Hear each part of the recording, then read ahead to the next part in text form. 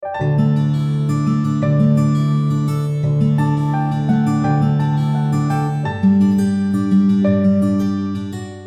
이번 시간에도 제가 지난 시간에 이어서 닥터 조로 유명하신 조한경 선생님. 조한경 선생님은 주로 이제 기능의학이나 통합의학을 많이 다루시고 또 이제 척추신경 전문이십니다. 그래서 미국에서 카이로프라틱이나 척추신경 전문의로서 활동을 하고 계시고 한국에는 여러분들에게 닥터 조로 이제 건강 강의를 많이 하시는 분으로 알려져 계십니다. 지난 몇 시간에 걸쳐서 환자혁명이라는 책을 가지고 환자들이 건강해지기 위해서 우리의 식생활에 어떤 혁명이 이르러 와야 하는가를 좀 살펴보았습니다. 이번 시간에도 강조할 내용이 뭐냐면 독소가 배출되는 최상의 식사법이 왜 그렇게 병이 났을 때 중요한지 그런 이유들을 한번 살펴보도록 하겠습니다. 먼저 웨인 피커링 박사는 이렇게 이야기합니다. 건강을 위해서 무엇을 먹느냐보다 내 몸에서 무엇이 빠져나가느냐가 중요하다고 설명합니다. 여러분들 이제 건강을 위해서 아프고 위암이나 간암이나 폐암 진단을 받고 나시면 이제 여러분들은 내가 무엇을 먹어야 하는가 이거 굉장히 중요합니다. 그래서 콜린 캠벨 교수, 세계적인 영양학의 아인슈타인이라고 불리시는 콜린 캠벨 교수는 무엇을 먹을 것인가 그래서 더 차이나 스터디라고 하는 미국의 질병역학의 그랑프리라고 불리우는 가장 환우분들이 가장 많이 읽는 책 중에 하나가 무엇을 먹는 것인가인데 웨인 피커링 박사는 이렇게 이야기하십니다. 건강을 위해서 무엇을 먹느냐도 중요한데 무엇을 먹느냐만큼 중요한 것이 뭐냐면 내 몸에서 무엇이 빠져나가느냐가 중요하다고 설명합니다. 이 얘기는 뭐냐면 건강은 우리 몸 안에 있는 이 독소와 해로운 물질들을 얼만큼 먹는 것 못지않게 배출하는 능력이 있는가. 그거에 따라서 사실 위암도 간암도 폐암도 신장암도 다 뭐냐면 우리 몸속에 배출하는 능력이 떨어져서 그 간에 독소가 쌓여 있으면 간암이 되고 위에 독소가 쌓여 있으면 위암이 되고 폐에 독소가 쌓여 있으면 폐암이 되기 때문에 먹는 것 못지않게 중요한 것이 뭐냐면 독소와 해로운 물질들이 효과적으로 얼만큼 배출하는 능력에 달려 있는가 이것이 중요하다고 설명합니다. 다시 말하면 디톡스는 따로 디톡스 프로그램을 3개월 동안 뭐 대장 해독, 기생충 40일, 신장 해독, 그다음에 간 해독, 그다음에 혈액 해독하는 5단계 해독 프로그램을 통해서 중증 환자분들은 먼저 시행을 하셔야 되겠지만 사실 그 이후에도 해독은 그 프로그램 당시에만 진행하는 것이 아니라 매일매일의 식사에서 해독과 영양의 밸런스가 맞춰져야 한다는 것입니다. 그래서 매일의 식사를 통해서 생활 속에서 해독과 영양의 균형이 잘 맞도록 실천하는 것이 병이 났을 때 가장 먼저 해야 될 일이라고 설명합니다. 자, 우리가 정상적이고 건강한 몸이라면 매일 효과적인 디톡스를 할 수 있어야 합니다. 먹는 것 못지않게 바로 대변이나 소변이나 땀을 통해서 노폐물의 배출이 이루어져야 합니다. 그래서 여러분들이 집에서 삼식하시다가 여기 오셔서 저녁에 과일식 하시고 일주일에 하루 이틀 또는 333 이런 식으로 해독식을 계속 하다 보니까 대소변이나 땀이나 또는 피부에 두드러기처럼 아토피처럼 대상포진처럼 다 튀어나오는 분들이 많습니다. 심지어는 항암제를 쓰시다가 중단하신 분들은 발열 증세가 나면서 밤새도록 식은땀이 줄줄 나고 이 목이 마르고 이 모든 증세들이 이제 대변이나 소변이나 땀이나 피부를 통해서 독소들이 배출되는 해독의 과정들입니다. 이렇게 노폐물의 배출이 이루어지지 않으면 몸에 염증 물질들이 자꾸 관절에도 쌓이고 척추에도 쌓이고 손가락 마디마디 쌓이면 통풍이나 거트 이런 증세가 와서 아플 수도 있고 혈관이 점점 탁해져서 당뇨나 고혈압과 같은 상고병이 유발되기도 하고 이런 상고병의 상태가 장기화되면 간이나 신장이나 심장이나 말초신경 등이 손상될 수도 있습니다. 사실 모든 병은요. 여러분들이 지금 현주소 모든 병은 평소에 배출을 제대로 못하고 살기 때문에 디톡스 프로그램이 필요한 것입니다. 그래서 암 환자들의 공통점이 변비에서부터 시작이 되죠. 호프만 박사는 가장 건강한 배변의 조건은 독소 배출이 원활하게 이루어진다면 적어도 하루에 3번 정도의 배변작용이 이루어져야 하는데 흰쌀, 흰밀가루, 흰설탕, 고도로 정제된 정제유와 같은 정제식품, 가짜 탄수화물, 가짜 지방, 가짜 소금 이런 것들에 의해서 여러분들의 혈관이 다 폐색되어 있어서 이런 폐색되어 있는 혈관들을 다 뚫어주기 위해서 디톡스 프로그램이 상당히 필요하다는 것입니다. 자, 건강을 위해서는 먹는 것보다 무엇이 중요하다? 배출이 중요하다는 것입니다. 배출이 관건입니다. 좋은 음식을 먹어도 이런 정크푸드, 엠프티 칼로리 같은 흰쌀, 흰밀가루, 흰설탕, 아크릴라마이드가 버글버글한 피자, 햄버거, 치킨 이런 죽은 음식, 이런 음식들을 드시기 때문에 배출이 효과적으로 이루어지지 않아서 혈관이나 위나 여러 장벽들의 독소가 덕지 혈관에 덕지 그래서 혈관벽이 막 좁아져서 스텐트나 바이패스를 하지 않고 철사망 같은 걸로 이렇게 스텐트를 하거나 바이패스를 해서 심장 혈관을 늘려주지 않으면 이 심장이 카디악 어레스트를 부를 수밖에 없는 이런 상태가 되기 때문에 여러분들이 독소를 잘 배출할 수 있는 식사가 상당히 중요하다는 것입니다. 그래서 음식을 통해서 독소를 배출할 수가 있는데 특별히 영양가가 높고 깨끗한 음식을 먹어서 이쪽에 보시는 것처럼 산 음식 위주고 거의 과일이나 채소와 같은 영양소가 효소가 파괴되지 않은 로푸드와 같은 살아있는 음식이 이쪽에는 있고 왼쪽에는 보니까 뭐 흰쌀, 흰밀가루, 밀가루, 그 다음에 치킨 다 기름에 튀기고 볶고 지지고 이런 가공된 인공 색소가 들어간 이런 가짜 탄수화물로 된 음식과를 비교를 해보실 때 산 음식을 드셔서 여러분들의 혈관을 다 디톡스를 통해서 막힌 혈관을 다 뚫어주고 회복이 되도록 해줘야 되는데 계속 이런 음식을 먹는 동안은 아무리 수술을 하고 항암을 하고 방사선을 하셔도 계속적으로 재발되고 전이되고 재발되고 전이되고 이 전철을 반복하셔야 된다는 것입니다. 자, 그래서 독소 배출이 용이한 음식을 드셔야 되는데 반면 이런 식품 첨가물이나 인공 색소나 옥수수 여기서 말하는 옥수수 뭔지 아시죠? GMO 식품이다. 대표적인 유전자 조작 식품이죠. 그 다음에 가짜 탄수화물, 흰쌀, 흰밀가루, 흰설탕. 이 매크로바이오틱 하시는 분들만 이 정제 통곡물 식물을 먹는 것이 아니라 오늘날 많은 사람들이 흰쌀, 흰밀가루, 흰설탕, 고도로 정제된 정제유는 영양소를 다 깎아낸 이러한 가짜 정제 탄수화물 때문에 피자나 마가린, 피자나 이런 흰밀가루로 만든 이런 것들에 의해서 여러분의 혈관이 다 폐색이 되는 것입니다.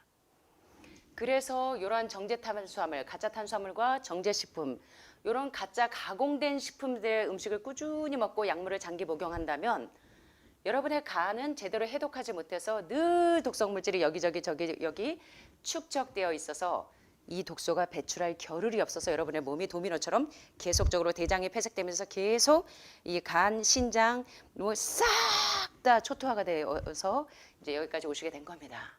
따라서 산 음식, 깨끗하고 영양가가 높은 다시 말하면 로푸드로 효소가 파괴되지 않은 살아있는 음식을 먹는 것이 여러분의 건강을 유지하는 좋은 비결입니다. 여러분 정수기 필터 한번 청소해 보셨죠? 여러분 왜 정수기를 사용하십니까? 각종 이물질들을 걸러내고 깨끗한 물을 연수를 드시기 위해서 정수기를 사용하시는 분들이 많은데 정수기를 보시면 항상 정수기 필터를 교체하러 이 직원들이 오십니다. 그죠? 그러지 않으면 정수기 필터에 덕지 여러 가지 이런 침착물들이 쌓여 있게 되면 여러분들이 좋은 물을 드실 수가 없죠. 그런 경수, 딱딱한 물을 드시다 보면 신장이나 간에 계속 결석이나 담석이 축적이 되죠. 그래서 여러분들이 정수기 필터를 계속 교체하는데 마찬가지로 신장이나 간은 우리 몸의 정수기의 필터입니다. 그래서 해로운 물질이 들어오거나 독소가 들어오면 그 필터가 간이라는 필터가 신장이라는 필터가 그 필터를 통해서 모든 독소들을 해독해 주는 역할을 해야 되는데 그래서 간과 신장이 필터 역할을 제대로 해주기 위해서 정수기 필터가 더러울 때 깨끗한 물을 오래 흘려보내서 깨끗하게 필터를 청소해야 깨끗한 물을 마실 수 있는 것처럼 우리의 몸이 어떤 형태의 질병에 걸렸든지 우리 간이나 신장과 같은 필터기가 깨끗하게 청소가 되어야 합니다. 그래서 디톡스가 그렇게 중요한 겁니다. 그래야 여러분들이 맑은 물을 먹을 수 있듯이 여러분의 혈관이 깨끗한 혈액을 유지하면서 모든 육체의 생명은 어디에 있습니다? 레위기 11장에 있는 말씀처럼 피에 있는데 맑은 혈액은 여러분의 세포의 산소 포화도를 높여줘서 빨리 회복을 불러올 수 있는 겁니다.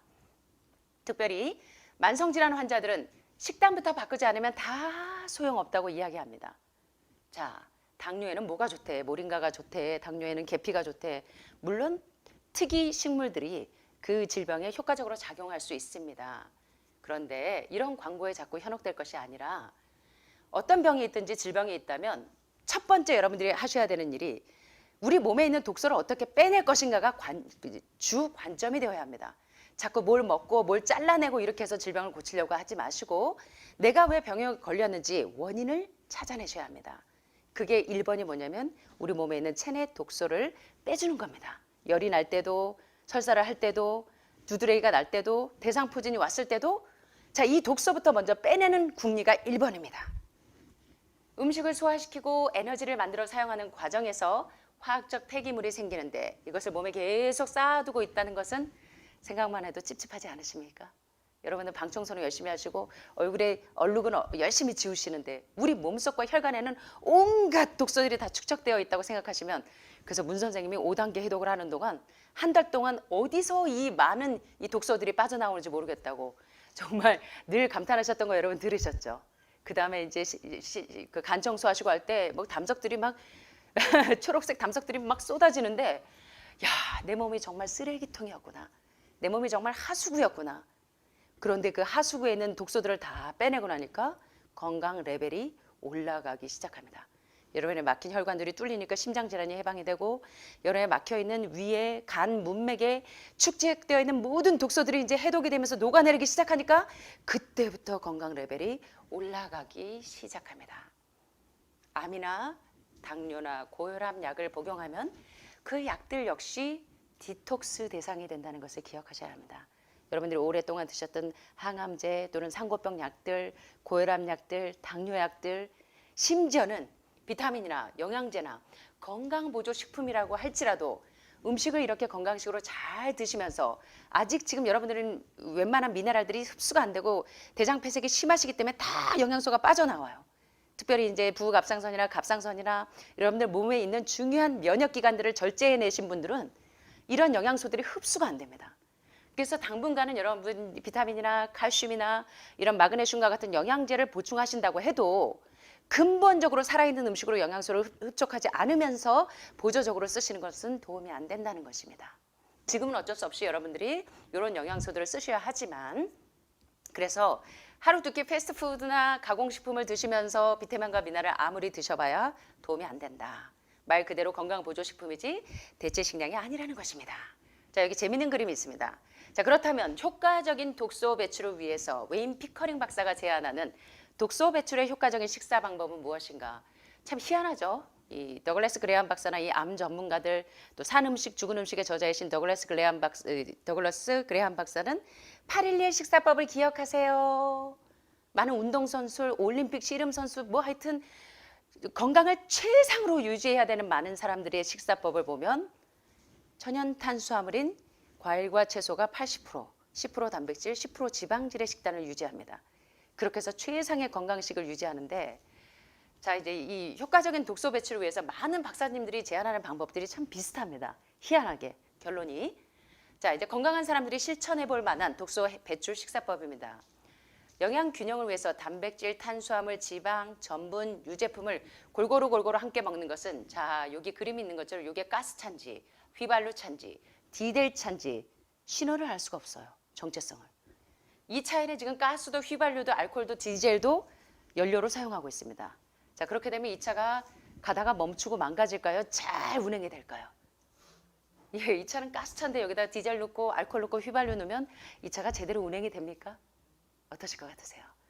마찬가지로 모리스 게이츠 박사가 사람의 소화기관은 채식형인데 사람의 소화기관에 맞지 않는 이질적인 동물성 단백질이나 동물성 지방과 같은 인슐린 라이크 그로스 팩터 1과 같은 인슐린 유사 성장인자 원이나 또는 메띠오닌과 같은 생선이나 여러분 좋아하시는 회에 많이 들어있는 그 메띠오닌, 적당히 콩에 들어있는 메띠오닌을 이 아니라 아주 기름에 튀기고 오메가3나 오메가6, DHA, EPA를 드시겠다고 생선을 과도하게 드시게 되면 사람이 유전자와 맞지 않는 이런 이 먹이가 들어가면 연료가 되는 것이 아니라 차가 멈추는 것처럼 우리 몸이 망가진다는 것입니다.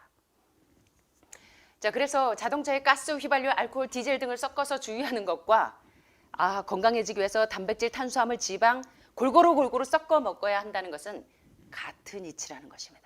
지금까지 여러분들은 여러분의 자녀들을 교육할 때도 여러분들이 자라날 때도 부모님들이 계란도 먹어야지, 우유도 먹어야지, 요거 저 밥도 먹어야지. 건강해지려면 이것도 먹어야 한단다 하고 한 끼니의 단백질, 지방질, 탄수화물 막 골고루 섞어 드셨죠. 골고루 섞어 먹는 것이 사람 잡는다라는 이 건강 강의를 제가 해서 올린 적이 있습니다. 많은 전문가들이 얘기하는 것처럼. 자, 그러면 어떻게 하면 효과적으로 독소를 배출할 수가 있는가? 되도록 한 끼에 단백질과 전분을 함께 먹지 않는 것이 좋습니다. 단백질과 탄수화물, 천연 탄수화물 말고 복합 탄수화물 전분 종류 뭔지 아시죠? 감자, 고구마, 뭐 쌀 종류. 요런 한 끼니의 고기 음식을 먹었는데 거기다가 마지막으로 밥을 드시면 안 된다는 것입니다. 최악의 궁합이에요. 여러분들이 한 끼니의 고기하고 밥을 같이 드시지 말고 한 끼니의 밥하고 또 감자하고 같이 드시지 말라는 겁니다. 서로 중화작용을 해서 소화를 방해합니다. 특별히 자, 고기는 산성이고 대표적인 전분, 탄수화물은 알칼리성입니다. 단백질은 부패하고 전분은 발효가 됩니다. 그 결과 소화관 안에 박테리아가 증식하면서 소화 불량이 오고 가스가 하고 여러분들은 보리밥 먹고 가스 끼면 소화가 잘 되는 줄 아시지만 사실은 가스가 차는 것은 이 소화가 잘 된다는 신호가 아닌 것입니다. 자, 그래서 소화 불량이 오고 가스 차고 방귀 뀌고 그다음에 변비가 있고 역류성 식도염으로 자꾸 개깅하고 이런 모든 것이 올바른 식사 배합이 이루어지지 않아서 여러분이 질병에 걸린다고 많이 말씀하시는 겁니다. 예를 들면 자, 햄버거에 이제 패티가 소고기 가른 것이나 닭고기 가른 것 이런 단백질입니다. 거기에다가 프렌치 프라이와 같은 감자 전분의 대표적인 요것을 되게 같이들 많이 드시죠. 여러분들이 아시는 것처럼 어디 햄버거 가게에 가면 반드시 햄버거하고 프렌치 프라이하고 콜라가 같이 나오는 경우가 많죠. 최악의 궁합, 뚜껑 열리는 궁합이라는 것입니다. 예. 자, 게다가 탕수육, 예, 밀가루로 이렇게 튀겨서 기름에 튀긴 거에다 돈가스를 드십니다. 고기하고 단백질, 탄수화물의 궁합, 뚜껑 열리는 궁합이라는 겁니다. 고기 먹고 후식으로 먹는 칼국수나 밥, 고기 드시고 나면 마지막에 면 종류 나오죠. 냉면 나오면서 그거까지 알차게 싹싹 긁어먹고 나오시는 분들이 많은데 그래서 여러분들이 지금 소화기가 다 위암부터 시작해서 췌장암까지 다 왔다는 것입니다.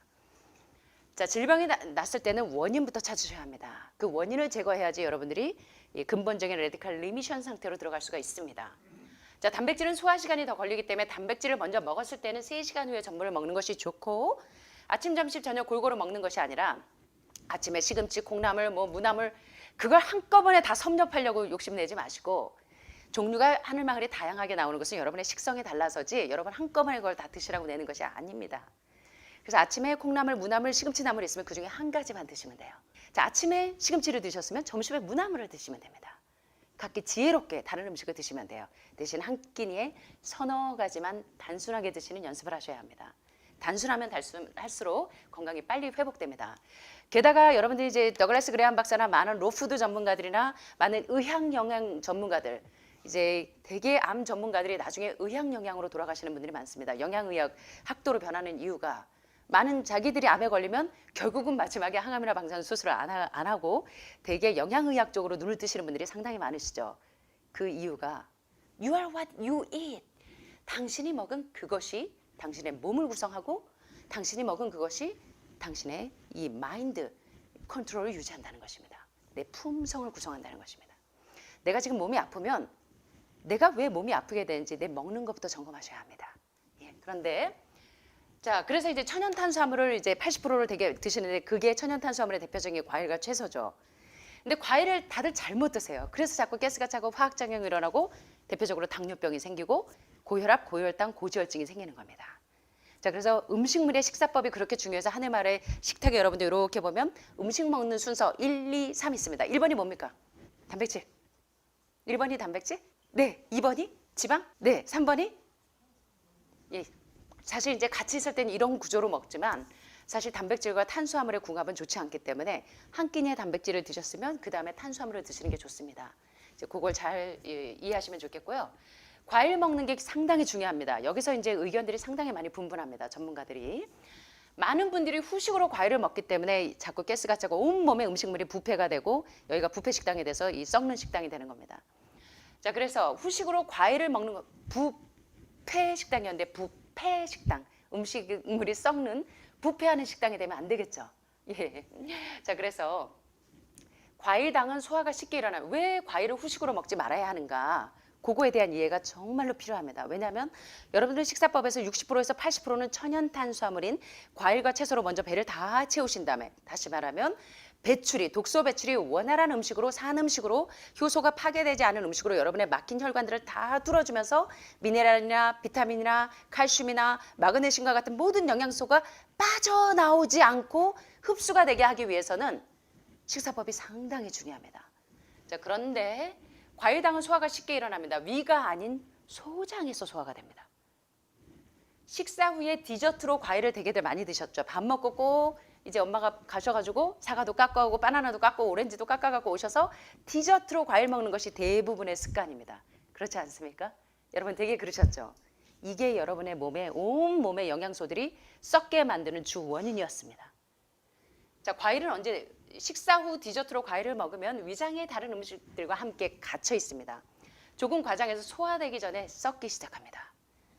자, 특별히 멜론이나 수박, 참외는 다른 음식과 함께 먹지 않는 것이 좋습니다. 원래 멜론이나 수박이나 참외는 별 노력 없이 쉽게 소화되는 음식이라 다른 음식과 섞여서 장에 오래 머물 때 소화되기 전에 발효가 먼저 시작이 됩니다. 과일은 후식이 아니라 적어도 식사하기 30분이나 1시간 안에 먼저 드셔야 합니다. 아셨죠? 자, 여기서 이제 의견이 분분합니다. 이제 많은 영양학자들과 로푸드 전문가들, 암 전문가들이 과일은 식후가 아니라 식전에 먹는 것이 건강에 최상의 독소를 배출하고 가장 좋은 해독의 방법이라는 건 아는데, 나무에서 나는 사과나 포도 같은 나무에서 나는 과일과 과일이 있고, 도마도나 또는 뭐 딸기나 수박, 참외, 멜론과 같은 채소과 과일들이 있는데, 여기에서 기존에는 많은 분들이 나무에서 나는 사과, 포도, 오렌지 이런 애들은 단독으로 먹습니다. 여러분들 저녁 때 과일식 할 때 단독으로 사과만 먹든가 오렌지만 먹든가 바나나만 먹든가 하듯이. 그런데 문제는 채소과 과일에서 이제 의견이 분분해요. 채소과 과일 하면 대표적인 게 뭔지 아시죠? 도마도죠. 도마도, 딸기, 밭에서 나는 과일, 채소과 과일들. 나무에서 열리는 과일과 과일 말고 밭에서 나는 채소과 과일들. 이해되시죠? 자, 그러면 채소과 과일에는 도마도도 있고 딸기도 있고 수박도 있고 참외도 있고 멜론도 있습니다. 그전에는 저도 이제 이 채소과 과일은 식사와 같이 먹게 했었습니다. 근데 요새 이제 의견들이 많이 분분하면서 영양학적으로 그걸 분포도를 조사해 봤더니 이 채소과 과일은 도마도를 제외한 모든 채소과 과일도 먼저 드시는 게 좋습니다. 예, 화학작용을 많이 일으키기 때문에. 그래서 가급적이면 그냥 여러분들이 쉽게 생각하시면 나무에서 나는 과일과 과일, 밭에서 나는 채소과 과일 복잡해. 도마도를 제외한 모든 과일들은 그냥 식전에 드시는 게 가장 안전하고, 과일을 드실 때 한 끼니에 2가지 말고 1가지만 드시는 게 좋습니다. 아까 말씀하신 것처럼 영양가를 골고루 먹어야 돼. 나는 가스차인데 디젤도 넣고 알코올도 넣고 휘발유도 넣지 마시고 내 소화기관이 소화를 원활하게 할 수 있고 독소를 배출할 수 있는 그 단순한 식사법으로 가셔야 합니다. 자, 오늘 굉장히 중요한 독소 배출을 위한 효과적인 식사법에 대해서 공부하셨습니다. 자, 뚜껑 열리게 하는 배합법. 자, 단백질하고 뭐하고 탄수화물하고 같이 먹으면 될까요? 이게 좋지 않다는 거, 독소 배출에 아주 최악이라는 거. 2번째, 또 뭐가 있었죠? 과일을 드실 때는 어떻게 드신다? 식사하고 나서 디저트를 드시는 거죠. 식사 전에 드시는 게 좋고, 채소과 과일이든 과일과 과일이든 가급적이면 식사하기 30분 전에 1시간 안에 드시는 것은 간식이 아닙니다. 그래서 식전에 드시는 게 효과적인 독소 배출을 위해서 가장 중요하다는 말씀을 드렸습니다. 오늘 여러분들에게 이 모든 효과적인 독소 배출 식사법이 많은 도움이 되셨으면 좋겠습니다. 감사합니다.